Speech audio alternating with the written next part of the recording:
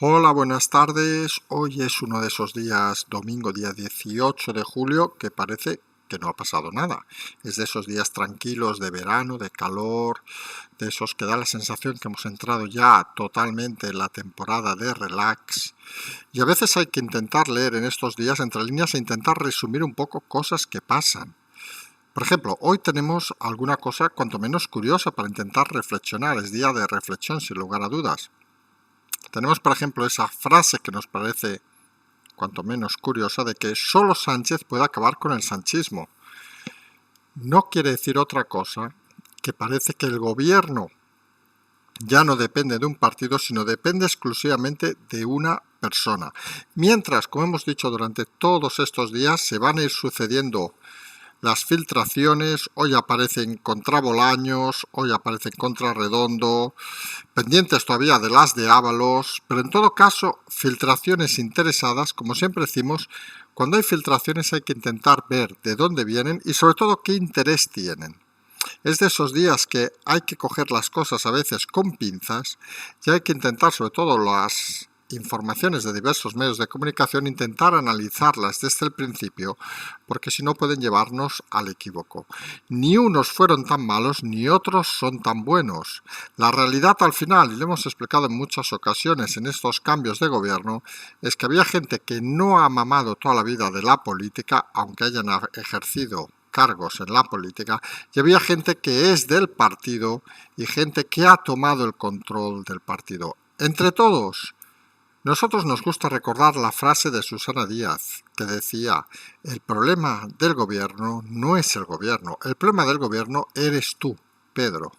Y esa parece la realidad, que detrás de todos estos movimientos algunos a veces habían visto a Redondo haciendo de maestro de titiriteros, vamos a decirlo así, una versión barata de José Luis Moreno con aquellos personajes, pero la realidad es que Sánchez tiene vida propia, y tiene vida propia suficiente y poder suficiente para en un momento dado, en esa guerra que había entre la Moncloa y el PSOE, decidir fulminar a ambos contendientes, es decir, fulminar en el caso de la Moncloa a Iván Redondo y en el caso del PSOE a Ábalos y a Carmen Calvo. De momento las filtraciones van a seguir, pendientes si habrá alguna o no de Ábalos, porque está en principio involucrado en algún tema, y pendientes de la capacidad o no de Bolaños para digerir todo el funcionamiento de un Estado. Ser número uno de sus promociones, de abogado del Banco de España, etcétera, etcétera, no es garantía de nada. Recordemos los pinchazos en este recorrido de los últimos meses, no hay que irse más lejos del propio Bolaños, son principalmente el caso de Murcia, aunque lo haya dispersado y haya colocado a Ábalos en el disparadero y haya colocado incluso a Redondo en el disparadero, en las reuniones claves estaban todos. Esa supuesta amistad que se vendió durante mucho tiempo entre Bolaños y Redondo, incluso que Bolaños era la mano derecha de Redondo, pues parece cada vez más evidente que no era tampoco cierta. En política no existen los amigos, no existe la amistad, y algunos creemos que eso es un error, porque una cosa es, por ejemplo, temas, vamos a decirlo así, claro, de inteligencia, donde es importante jugar al despiste, jugar a mil cosas, y otra cosa es la política, cuyo fin no debe ser permanecer y obstruir o ayudar a alguien, sino cuyo fin es simplemente, debe ser por concepto, servir a los ciudadanos.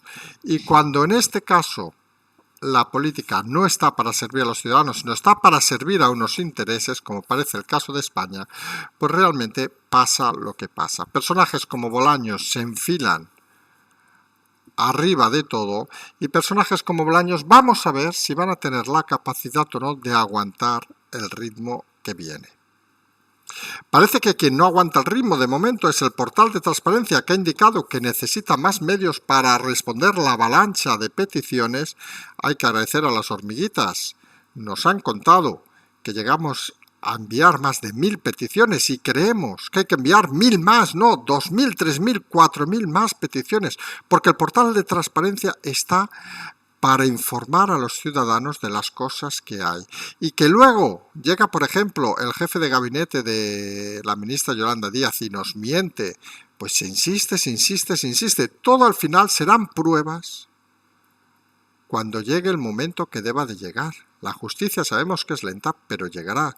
Por eso nosotros seguimos insistiendo en que hay que preguntar y preguntar.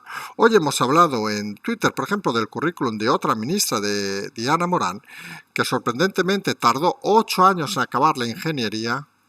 No es poco. Luego estuvo 2 años de medio becaria en una pyme de estas de 5 o 6 trabajadores y de ahí dejó la empresa y ya se fue al ayuntamiento de Gandía. Hombre, donde ha estado, por cierto, más años en política que estudiando y trabajando. Alguno dirá, hombre, al menos ha estado 2 años trabajando, cosa que no tiene ni Montero, ni Belarra, ni muchos otros ministros. Pero la realidad es que se rodea al presidente de gente de medio pelo que parece que no solo no saben lo que es la vida, sino que lo peor, parece que no saben dónde se meten y que parece que patinan de una forma extrema. Ya me dirán, si un ministro tiene 2 años de supuesta experiencia, casi de becario, en una pyme, trabajando, no constituyéndola o siendo el gerente, sino trabajando, imaginen cómo puede llegar a ser ministro y qué conocimientos puede llegar a tener de la vida. Mientras el portal de transparencia reclama ayudas, dice que no tiene medios, pues nada, pues ayudémosles. Insistimos, preguntemos más cosas al portal de transparencia a ver si responde. No han respondido. El caso de la lista, por ejemplo, del Liceo de Barcelona, se han quedado en silencio. Cuando saben que no pueden responder, se callan. Preguntemos sobre los títulos de los ministros, insistamos en el tema de la ministra Yolanda Díaz, insistamos con todo, porque la democracia... Y ayer lo comentamos en el programa del equipo Zulú, cuando algún oyente decía, es que nadie hace nada, decía el equipo Zulú con toda la razón. ¿Y usted qué ha hecho? Porque todos debemos ser capaces de hacer pequeñas cosas y sumar simplemente preguntas, por decir algo que está en la mano de todos, es no solo necesario, sino es una forma de adentrarnos entre todos en la democracia y mejorarla. Comentamos ayer que creemos y seguimos insistiendo que este periodo oscuro va a significar un reforzamiento de la democracia porque mucha gente que hace un año ni pensaba, ni quería, ni estaba dispuesto a pensar en política, ahora lo hace. Y hay que seguir insistiendo en el tema, hay que seguir estando animado. Estamos en momentos complicados, no lo vamos a negar, pero si nosotros, las hormiguitas, nosotros los que hacemos el programa, el equipo Zulú, nos rendimos, no habremos conseguido nada. Ya hemos puesto en un brete en algún momento a la propia ministra Yolanda Díaz, lo que dijimos en su momento, sería la primera vez en la historia de la democracia de este país que ciudadanos normales, ciudadanos de a pie, consiguen que una ministra sea cesado o dimitir, que técnicamente por la ley de altos cargos ya debería haber sido, pero bueno, tiene de la mano detrás al presidente Pedro Sánchez y parece que eso va a ser una dificultad. Pero no debemos de cejar en ese empeño porque al final, aunque no lo parezca, hay que seguir. Hay que insistir para lograr objetivos cada vez más claros.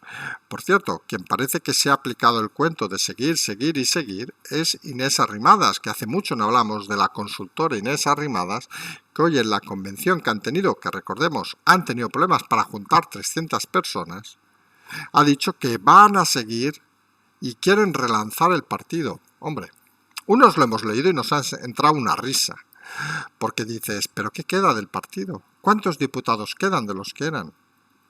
¿Cuántos regidores, concejales quedan de los que eran?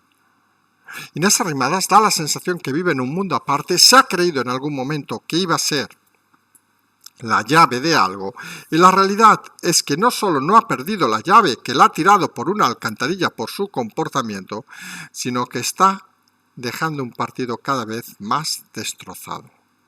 Llamamos partido a algo que en el fondo es una panda de amigos que está claro que en cualquier elección futura va a desaparecer de la misma manera que Podemos, que como hemos dicho en alguna ocasión, va a acabar en la orilla de cualquier elección. Mientras, en el PP siguen diciendo cosas estas que dice Casado, que a veces sorprende, que están en una vía muerta, que el gobierno está en una vía muerta, que es el momento de hacer algo, y uno dice, pues señor Casado, haga algo. El pánico actual en el partido de Casado está claro. El pánico está en que haya o alguien pida convocar elecciones primarias en caso de unas elecciones generales que, ojo, como comentamos en el equipo Zulú, nadie sabe si podrían llegar incluso antes de final de año.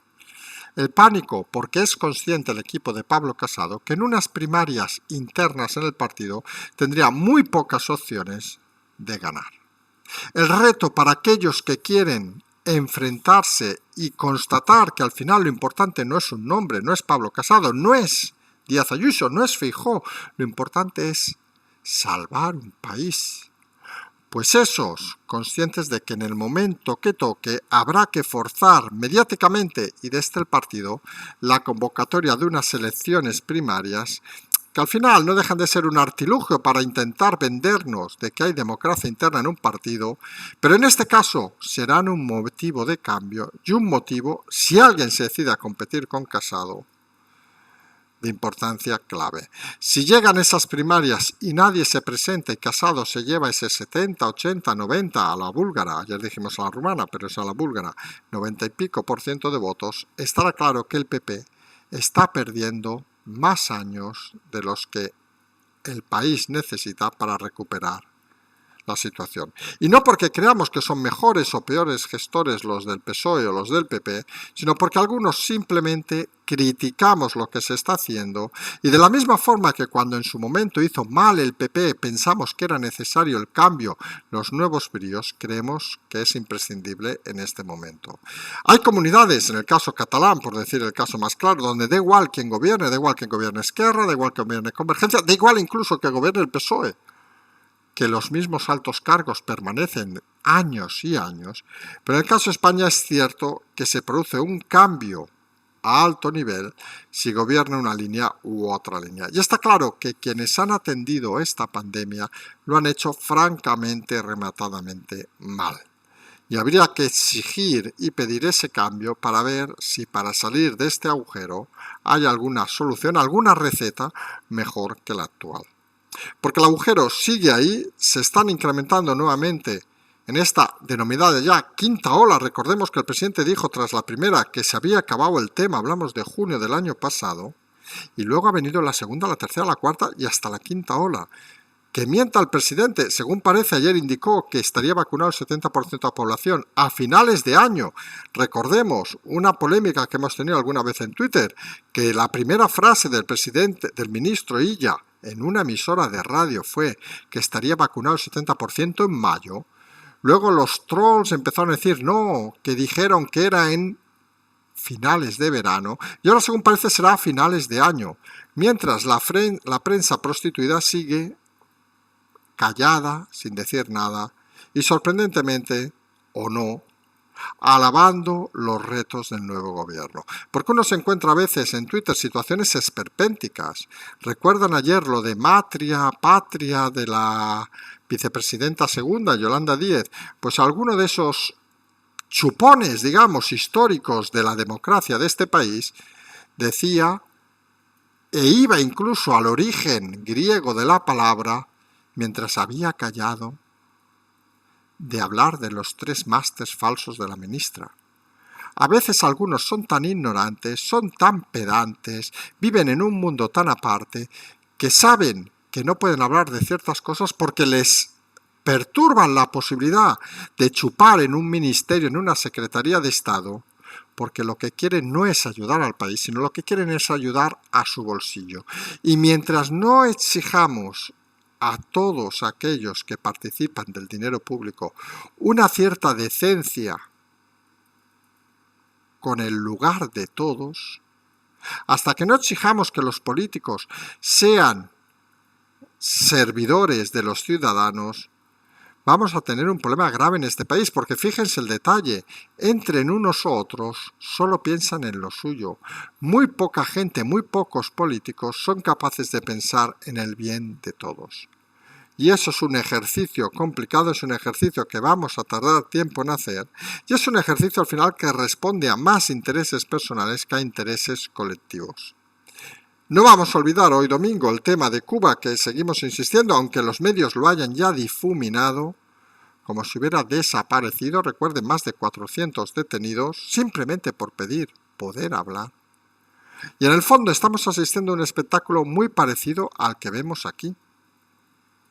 Estamos asistiendo a ese espectáculo donde algunos quieren permanecer en el poder y se inventan cualquier cosa para criticar a aquellos que no están de acuerdo con ellos.